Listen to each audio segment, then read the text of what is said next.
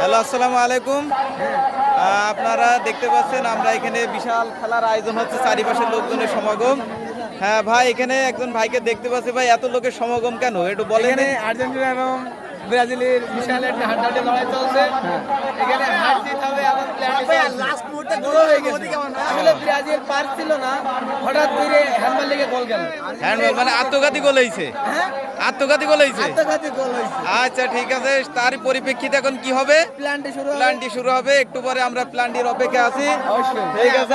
আপনাদের লাস্ট মুহূর্তে গোল করার অনুমতি কেমন ভাই? আপনারা প্রতি ম্যাচে লাস্ট মুহূর্তে গোল খাচ্ছেন, কারণটা কি ভাই? আমি বিয়ে খাইলে বললে তুমি বলো।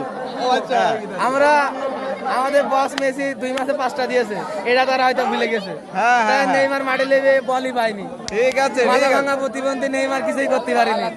আমাদের গর্ব, আমাদের মেসি 45 বছর বয়সে তিনি 18 বছর যুবকের মতো খেলা করছে। ঠিক আছে। এটাই আমাদের মনের আনন্দ। ঠিক আছে, একটু পরে প্ল্যানটি শুরু হবে।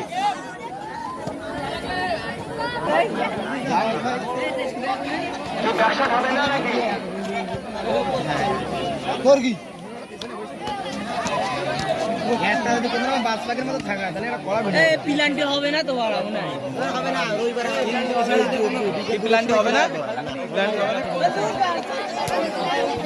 প্ল্যানটি হবে না বলছে। প্ল্যানটি হবে না। প্ল্যানটি হবে না। আমরা তাহলে আবার ফিরে যাই। অমীমাংসিত হবে, খেলা থেকে গেল। ঠিক আছে। তালিকার হইল।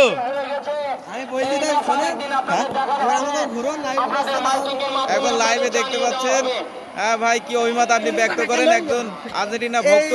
ব্রাজিল আসলে ভয় পেয়েছে, কারণ আর্জেন্টিনা 1 গোলে এগিয়েছিল প্রথমেই। এদের ব্রাজিল ভয় পেয়েছে, এই গোল মানে প্ল্যানটি বাতিল করতেছে।